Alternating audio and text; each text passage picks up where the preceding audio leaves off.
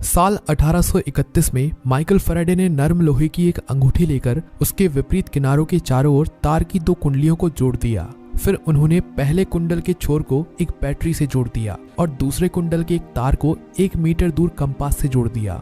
जब उन्होंने battery on करके कुंडली से विद्युत धारा प्रवाहित की तो लोहे की अंगूठी चुंबकित हो गई और फैराडे ने देखा कंपास की सुई वाइब्रेट करने लगी। फिर जब प्राथमिक धारा बंद कर दी गई तो कंपास की सुई वापस अपनी जगह आ गई।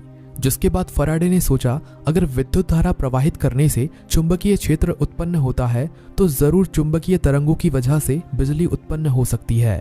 फिर उन्होंने एक चुंबक लिया और उसे तारों के कुंडल के बीच अंदर बाहर करने लगे, जिससे वायर में विद्युत धारा बहने लगी। नमस्कार दोस्तों, फिर से स्वागत है आपका हमारे चैनल लालटेन लाइट पर। साल 1752 में अपने पतंग और चाबी के प्रयोग के जरिए अमेरिकी वैज्ञानिक जेम्स फ्रैंकलिन ने आकाशीय बिजली पर अध्ययन किया था। बाद में इस अध्ययन के निष्कर्षों का जिक्र करते हुए उन्होंने कहा कि बिजली चमकना वास्तव में एक प्राकृतिक विद्युतीय डिस्चार्ज प्रक्रिया है और तभी ये भी क्लियर हो गया था कि बादलों में भी बिजली होती है। लेकिन उन्होंने सिर्फ ये पता लगाया था कि बादलों में बिजली होती है, ना कि उन्होंने विद्युत का कोई नया तरीका ढूंढा था। लेकिन फिर भी अमेरिका बेंजामिन फ्रैंकलिन को ही इलेक्ट्रिसिटी का फाउंडर मानता है, क्योंकि उसका तर्क है कि मूवेबल इलेक्ट्रिसिटी का ख्याल मानव के मन में आकाशीय बिजली देखने के बाद ही आया था।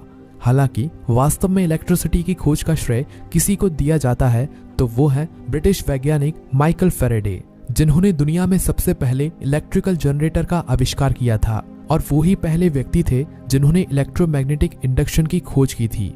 जिसके बाद इसी सिद्धांत पर काम करते हुए उन्होंने डायनामो का आविष्कार किया था, जिससे कि आज दुनिया भर में बिजली बनाई जाती है। और फिर आगे चलकर उन्होंने ही इलेक्ट्रिक ट्रांसफार्मर का आविष्कार किया था।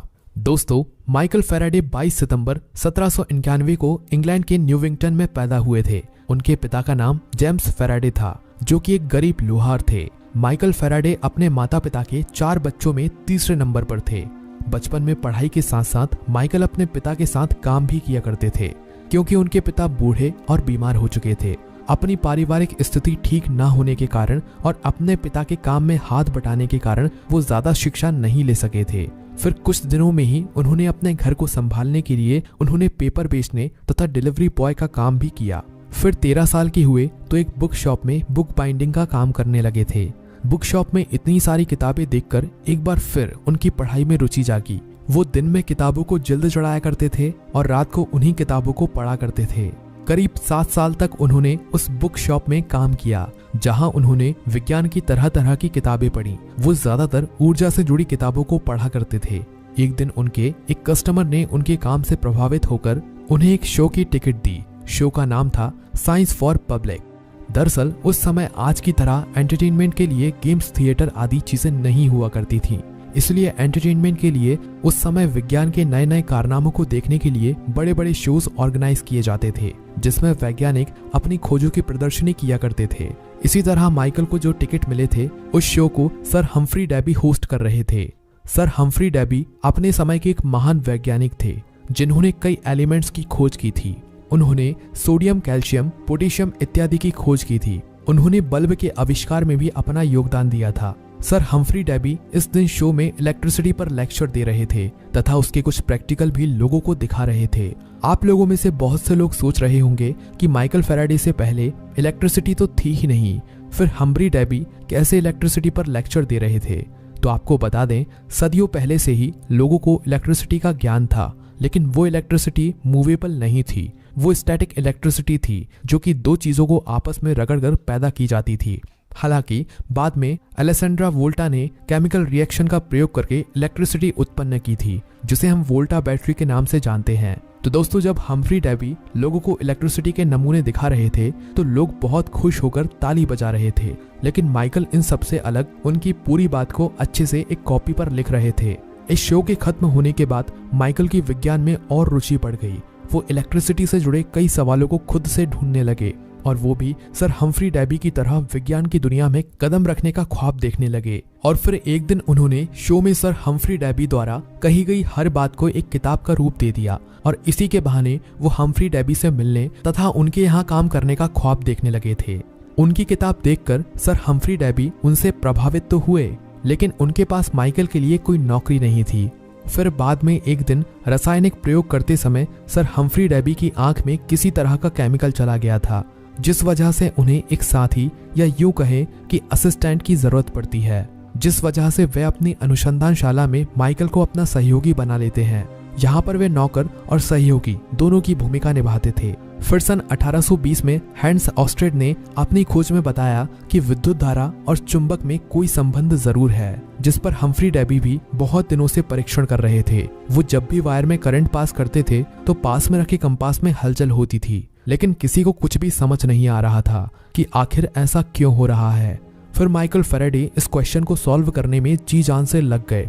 फिर काफी दिनों की मेहनत के बाद उन्होंने एक तरीका ढूंढ निकाला जिससे इस गुत्थी को सुलझाया जा सकता था, और फिर उन्होंने एक वायर के चारों तरफ 4 कंपास रख दिया। फिर जैसे ही वायर से करंट फ्लो कराया गया तो चारों कंपास की नीडल ने मानो एक सुनिश्चित स्थान ले लिया, जिसे देखकर उन्होंने ये निष्कर्ष निकाला कि करंट की वजह से तार में से कोई गोल चीज बाहर निकल रही है जो कि कंपास पर इफेक्ट कर रही है, जिसे मैग्नेटिक फील्ड माना गया। और फिर इसके बाद उन्होंने सोचा कि जिस तरह से ये ऊर्जा कंपास की नीडल को दूसरी दिशा में मोड़ देती है, उसी तरह क्या ये वायर को मैग्नेट के चारों तरफ घुमा सकती है। दोस्तों, काफी मेहनत के बाद आखिर उनका ये एक्सपेरिमेंट कामयाब हो जाता है, और इस तरह होता है दुनिया में एक क्रांतिकारी आविष्कार जिसे हम इलेक्ट्रिक मोटर के नाम से जानते हैं।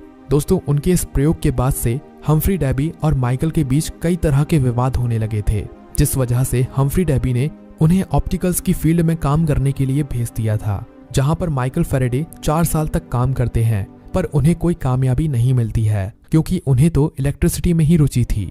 फिर 29 मई 1829 को हम्फ्री डेबी की डेथ के बाद माइकल फिर से उनकी लैब में वापस लौट आए। अब यहाँ वे पूरी आजादी से काम करने लगे। अब फैराडे को पता चल चुका था कि इलेक्ट्रिक करंट की वजह से मैग्नेटिक फील्ड पैदा होती है, इसीलिए उन्होंने सोचा कि ऐसा भी तो हो सकता है कि मैग्नेटिक फील्ड की वजह से इलेक्ट्रिक करंट भी पैदा हो सकता है।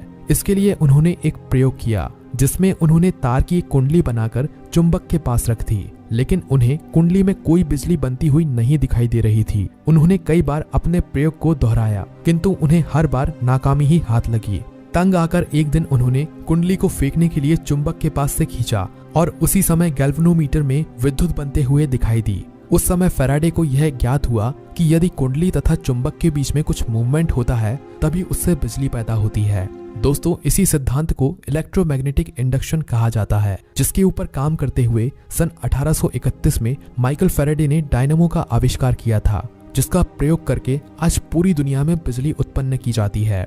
फिर कुछ दिन बाद इंड्यूस्ड करंट पर काम करते हुए फैराडे ने एक और खोज की कि यदि 2 कुंडलियां यानी कॉइल को पास में रखते हुए एक में एसी करंट फ्लो किया जाए तो दूसरे में स्वयं एसी करंट बनने लगती है। दोस्तों, आज जो ट्रांसफार्मर बड़े बड़े बिजली घरों में लगे दिखाई देते हैं वो ट्रांसफार्मर इसी सिद्धांत पर कार्य करते हैं। इसके बाद भी माइकल फैराडे द्वारा कई ऐसे आविष्कार हुए जो हमारे जीवन में काफी प्रभाव डालते हैं। दोस्तों, इन सारे बड़े आविष्कारों से आप अंदाजा लगा सकते हैं कि माइकल फैराडे कितने महान वैज्ञानिक थे। दोस्तों, रसायन विज्ञान में काम करते हुए फैराडे ने बेंजीन की खोज की, जिसका आज बड़े पैमाने में इस्तेमाल होता है। साथ ही उन्होंने ऑक्सीडेशन नंबर का कॉन्सेप्ट भी दिया था, जिसका इस्तेमाल केमिकल रिएक्शन को बैलेंस करने में होता है।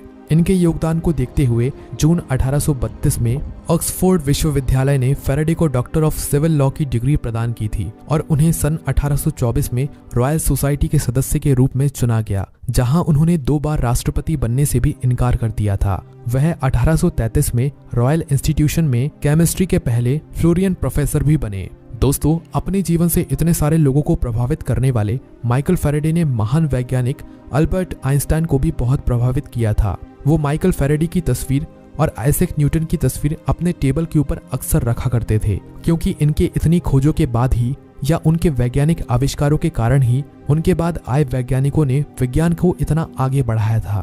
दोस्तों, दुनिया को इतने महान आविष्कार देने वाले माइकल फैराडे 25 अगस्त 1867 को 75 वर्ष की आयु में हैम्पटन कोर्ट में अपने घर पर मृत्यु को प्राप्त हो गए थे। धन्यवाद।